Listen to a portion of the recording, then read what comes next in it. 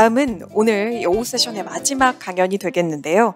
K브랜드 위조 상품 대응 현황 및 정책 방향에 대해서 강연을 해주시겠습니다.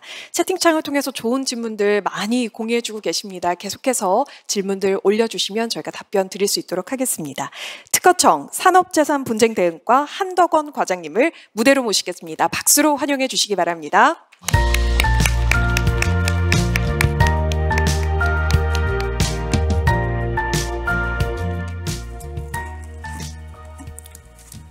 마이크도 썼는데 해안이 됐습니다.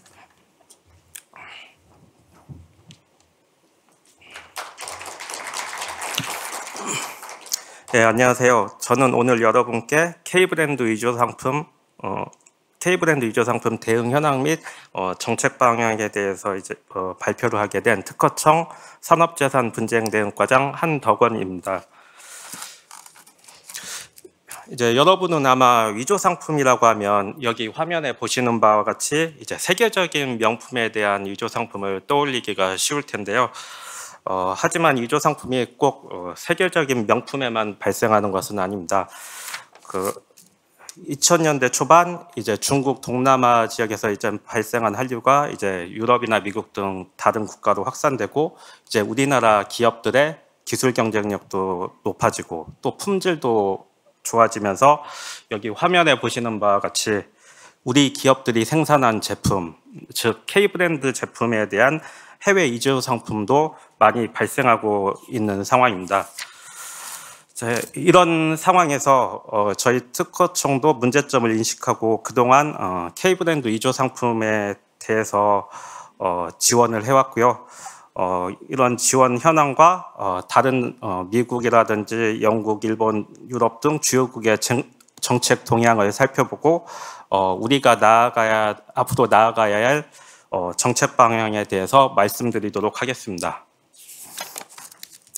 먼저 우선 그러면 위조 상품이 무엇인지 먼저 설명드리도록 하겠습니다.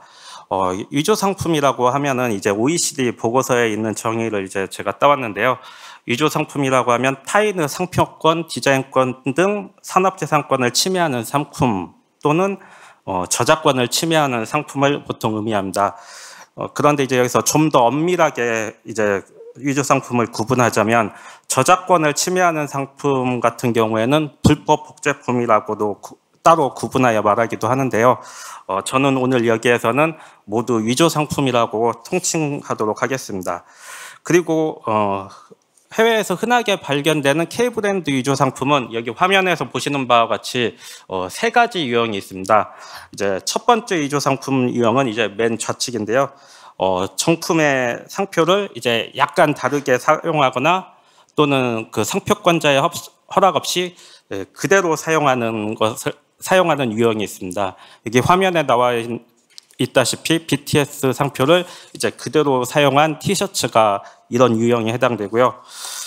두 번째 위조 상품 유형은 정품의 외관을 모방한 제품입니다. 여기 보시면은 가운데 상품을 보시면 정품과 위조 상품의 그 상표 자체, 그러니까 알파벳이라든지 그런 글자는 미묘하게 살짝 다릅니다. 하지만 제품의 형상, 디자인, 색상 등이 매우 비슷해서 소비자들이 면밀하게 살펴보지 않으면은 쉽게 구분할 수 없습니다.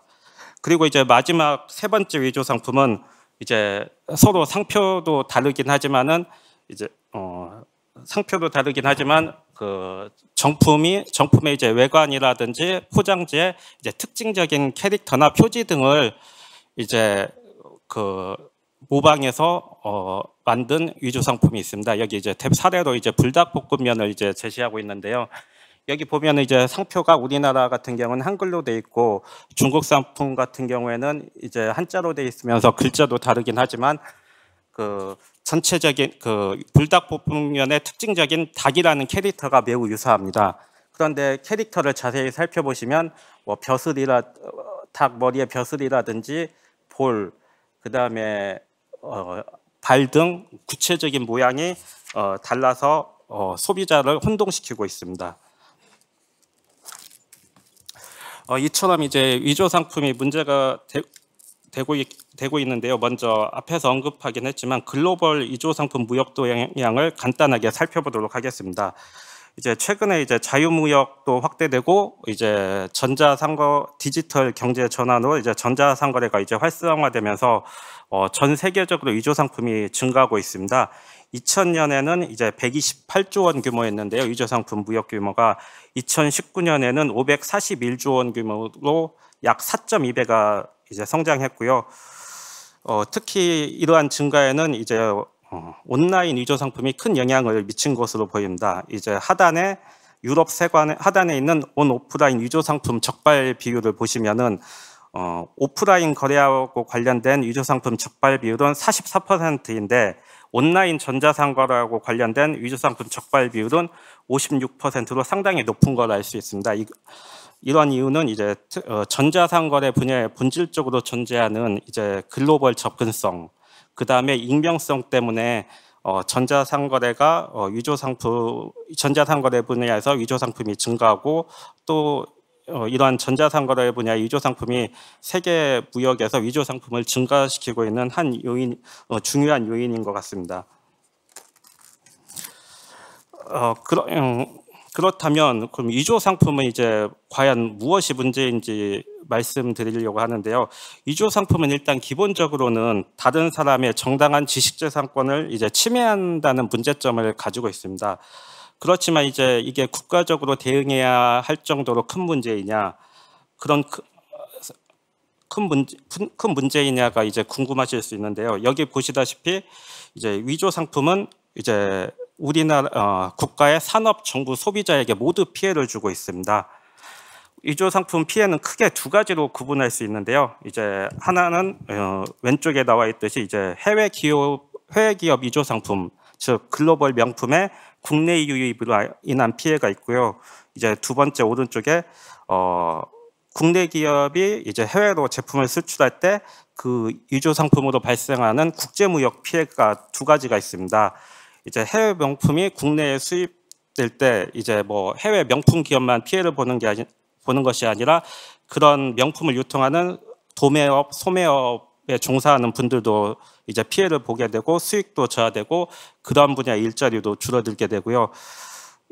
이제 이런 부분은 이제 해외 기업하고 관련돼 있는 부분이 크고요. 그런데 이제 두 번째가 이제 국가적으로 중요한 이슈인 것 같습니다.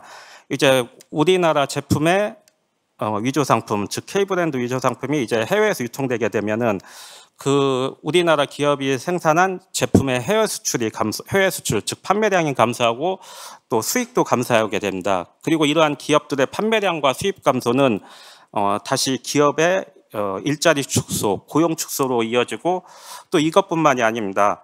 기업의 브랜드 이미지도 실추가 될 수 있고 기업들이 계속해서 혁신 제품을 만들고자 하는 그런 기술 개발, 혁신 의지도 저하시킨다는 문제가 있습니다. 또 더 나아가서는 이런 위조 상품이 기업뿐만 아니라 정부에도 피해를 줄 수 있습니다.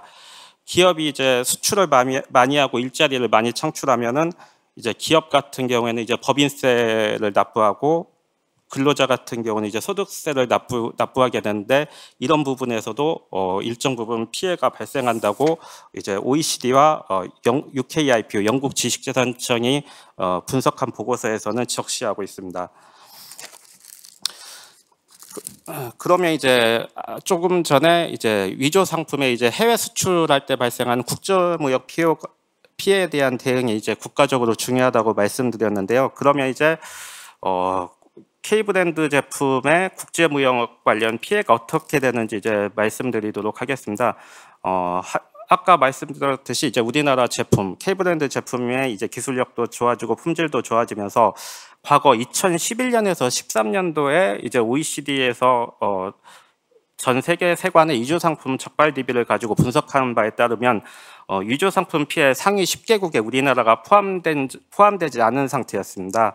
그런데 이제 17년부터 19년까지 3개년간 이제 OECD가 조사한 바에 따르면 우리나라 피해가 상위 10대국 8위에 랭크돼 있고요.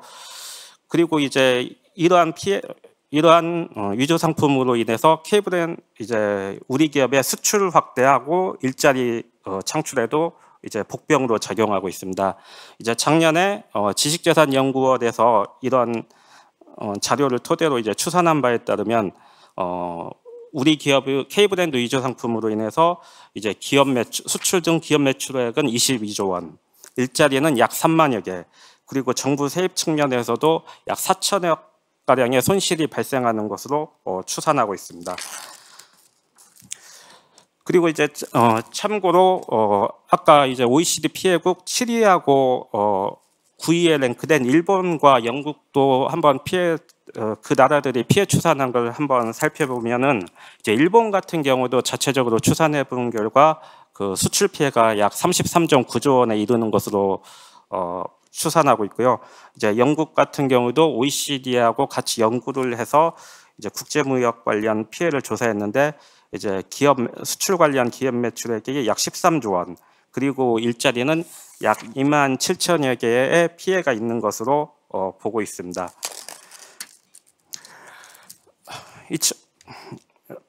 이러한 위조 상품 피해를 막기 위해서 현재 우리 정부는 크게 4가지 측면에서 이제 기업들을 지원하고 있습니다. 첫 번째는 이제 해외 상표 무단 선점 대응. 두 번째는 해외 온라인 위조 상품 차단. 세 번째는 K브랜드 분쟁 대응 컨설팅 제공. 네 번째는 해외 현지 지재권 상담 등 초동 대응을 지원하는 것으로 지원하고 있습니다. 하나씩 차례대로 소개해 드리도록 하겠습니다. 이제 먼저 해외 상표 무단 선점 모니터링 및 정보 제공입니다. 아까 유성원 변리사님도 이제 말씀하시긴 했는데요. 이제 해외에서 이제 우리 기업의 상표를 무단 선점하는 사례가 많이 발생하고 있는데요. 이제 상표 여기서 무단 선점이라는 것은 이제 국내 기업이 등록한 유명 상표를 해외에서 외국인이 국내 기업의 허락을 받지 않고 무단으로 출원하여 등록하는 사례입니다. 이게 그러면 그 상표권만 그냥 뭐 뺏기는 거 아니냐라고 생각할 수 있는데요. 이제 지식재산권 제도가 속지주의다 보니까 우리가 예를 들어서 중국에 상표권이 없으면은 그 기업 중국에서 영업을 할 수도 없고 또 우리 제품을 중국에 수출할 수도 없습니다. 그 무단 선점한 상표권자가 정당한 상표권자로 인식될 수 있기 때문입니다. 그런 측면에서 상표 무단 선점에 대한 대응이 중요하고요. 저희 특허청에서는 약 2015년부터 중국을 대상으로 국내 기업의 국내 기업 상표의 무단 선점 현황을 모니터링 다음에 그 무단 선점된 피해 기업을 대상으로 정보 제공을 하고 있습니다. 15년에 중국부터 시작해서 이제 2022년에는 중국, 태국, 베트남, 인도네시아, 싱가포르 5개국까지 이제 확대해서 상표 무단 선점 모니터링하고 그 정보 분석 결과를 피해 기업에 제공하고 있습니다. 그리고 이제 두 번째로 해외 온라인 플랫폼 위조 상품 모니터링 차단인데요. 이제 온라인 전자상거래가 활성화되면서 이제 특히 이제 중국에서 우리나라 기업의 위조 상품이 많이 문제가 되었습니다. 그래서 2015년에 이제 중국 알리바바를 대상으로 지식재산보원에서 국내 중소기업을 대상으로 온라인으로 위조 상품을 모니터링하고 이제 판매 게시글이 삭제될 수 있도록 지원 사업을 해오고 있고요. 이제 작년까지 이제 계속 사업을 확대했는데 중국 동남아 8개 지역에서 19개 전자상거래 플랫폼에 대해서 모니터링 차단 사업을 진행하고 있습니다.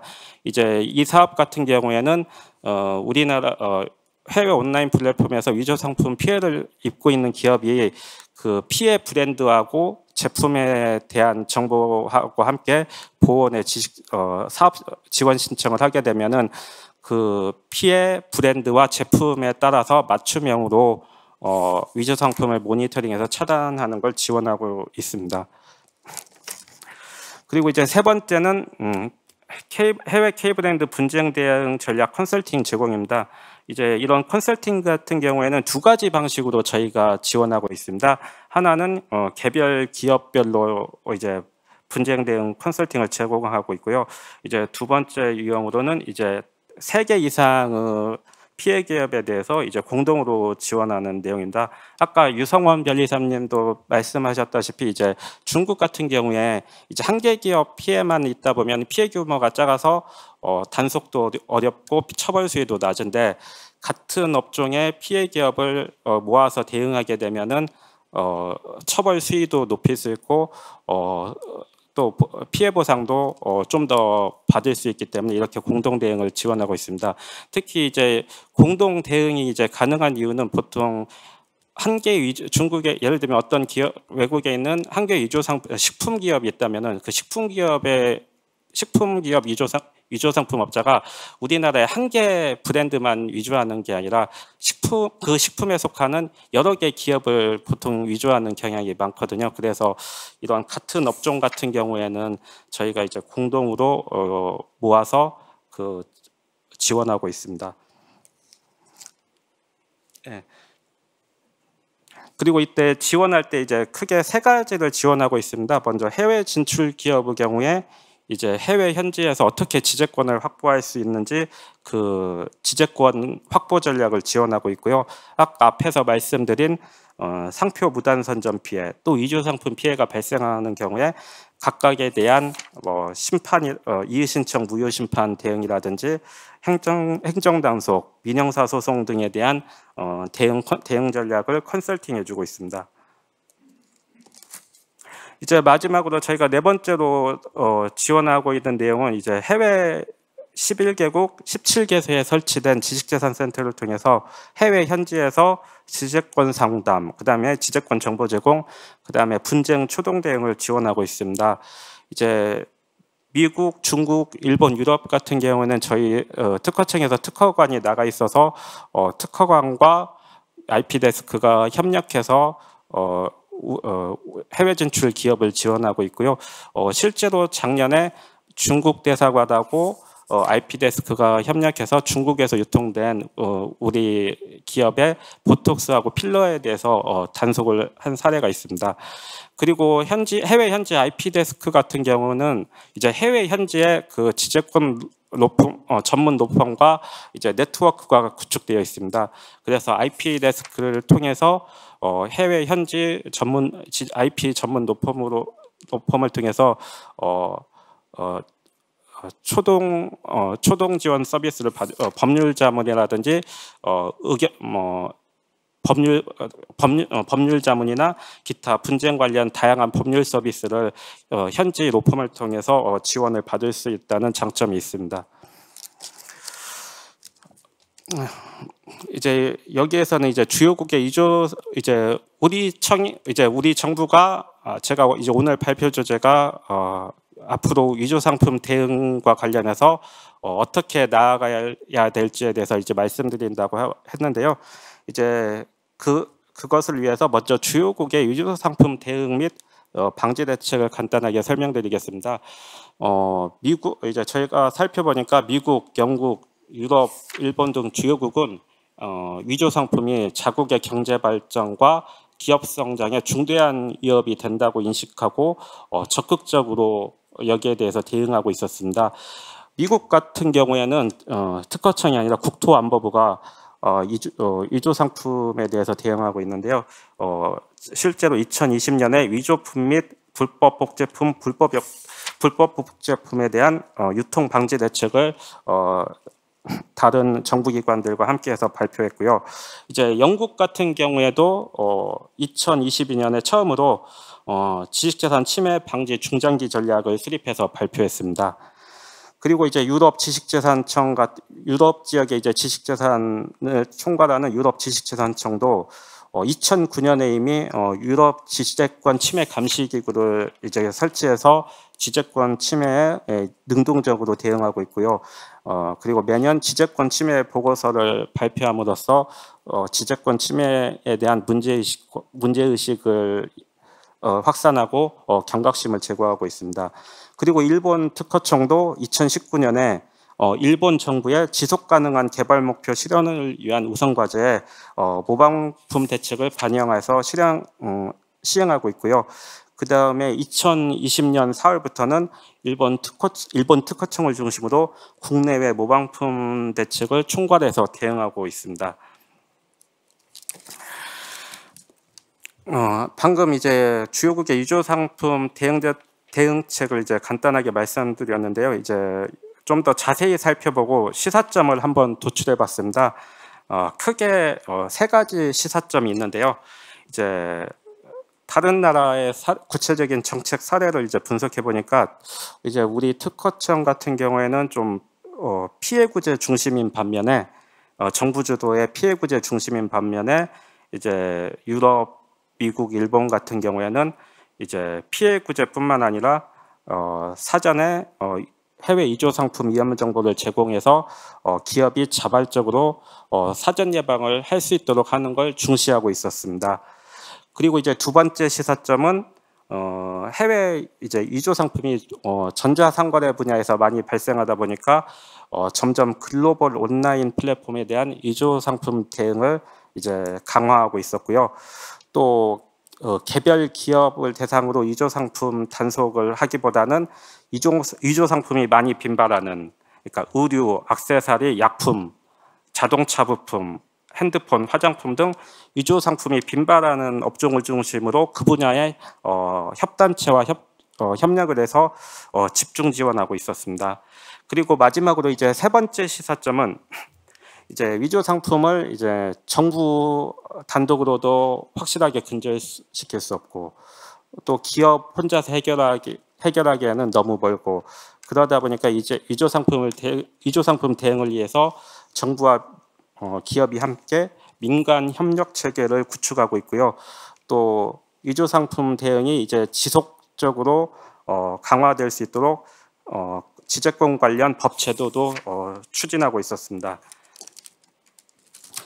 이제 이런 시사점을 바탕으로 이제 우리 정부가 해야 할 나아가야 할 정책 방향을 간단하게 이제 말씀드리면은 먼저 사전 예방 측면에서 이제 우리나라도 뭐 아까 그 김시열 연구위원님이 말씀하신 자료에도 이제 일부 나와 있긴 한데 어떤 업종에서 어떤 국가에서 위조 상품 피해가 많이 일어나는지를 면밀하게 분석해서 그런 정보를 업계에 널리 알려서 민간 기업 주도로 권리화도 상표권도 확보하고 또 위조 상품을 방지하고 정품을 추적할 수 있는 위조 방지 기술도 직접 적용하는 등 민간 주도의 자발적인 위조 상품 피해 예방을 유도할 필요가 있다고 생각되고요. 그다음에 두 번째로 이제 피해 구제 측면에서는 좀 더 민간 역량을 활용해서 해외 온라인 위조 상품 차단을 확대해야 될 것 같습니다. 아까 유성원 변리사님이 말씀하셨다시피 최근에 AI 기술을 활용해서 온라인에서 위조 상품에 대응하는 민간 업체들이 많이 생겼는데 이제 그런 업체를 활용하면은 좀 더 다양화되고 지능화되는 위조 상품에 좀 더 효과적으로 대응할 수 있을 것 같습니다. 그리고 이제 우리나라도 개별 기업 위조 상품 피해 기업에 대한 개별 지원을 지속하면서도 위조 상품이 빈발하는 업종을 대상으로 관련 협단체하고 함께 협력해서 그 해외 위조 상품에 대해 적극적으로 지원해 나가야 될 것 같고요. 그리고 국내에서 특사경과 세관을 통한 위조 상품 유통과 해외로부터 국내 유입도 차단하는 노력을 지속적으로 강화해 가야 될 것 같습니다. 그리고 이제 기반 측면에서 우리나라도 해외 위조 상품 대응을 위해서 정부와 민간이 좀 협력을 강화할 필요가 있고 위조 상품 대응이 조금 더 강화되도록 관련 법 제도도 제도 개선도 추진할 필요가 있다고 생각합니다. 예, 오랫동안 경청해 주셔서 감사드리고 이상으로 발표를 마치겠습니다. 감사합니다. 네, 과장님 강연 고맙습니다. 저희가 실시간 온라인 채팅창을 통해서 질문을 보내주셨는데요. 한 가지 여쭤보도록 하겠습니다. 네, 질문은 권주도님께서 보내주셨습니다. 전 세계 위조 상품 무역 규모를 보면 2016년 587조 원, 2019년에는 541조 원으로 그 규모가 소폭 축소됐습니다. 단기적으로 거래 규모는 줄어든 것 같은데 그 이유는 무엇인가요? 그리고 계속해서 두 번째 질문 이어주셨는데요. 조사는 3년마다 이루어지는 것 같은데 지난해 수치는 없는 건가요? 라고 질문 남겨주셨습니다. 예, 그 자료는 이제 OECD에서 분석한 자료를 참고했고요. 이제 OECD에서는 보통 이 조사를 2년마다 하고 있습니다. 그래서 아직 최근 자료는 아직 나오지 않은 것으로 알고 있고요. 그리고 이제 2019년에 소폭 줄어들긴 했는데 이제 여기에서 이제 적발하는 게 그 전 세계 세관에서 적발한 데이터를 가지고 이제 위조 상품을 적발하고 있거든요. 이제 그러다 보니까 그 국경 간에 이동하는 위조 상품은 여기에 포함되는데 어떤 한 국가 내에서 생산되고 유통되는 위조 상품 통계는 여기에 사실상 포함되어 있지 않습니다. 그런 차이 때문에 이제 이 부분에서 약간 소폭 줄어드는 효과, 단기간에 약간 줄어드는 모습이 나타난 게 아닐까 생각됩니다. 네, 고맙습니다. 답변 되셨길 바라겠습니다. 자, 그럼 질의응답은 여기서 마무리하겠고요. 강연에 수고해주신 과장님께 큰 박수 부탁드립니다. 네, K브랜드의 위조 상품 대응 관련 정책들과 또 주요국의 위조 상품 대응 방안을 짚어주셨습니다. 우리 브랜드 세계적으로 많은 사랑을 받음과 동시에 또 위조 상품에 대한 문제도 같이 떠오르고 있는데요. 과장님께서 해외 위조 상품 대응을 위한 방법들과 또 지원 내용에 대해서 언급해 주셨습니다.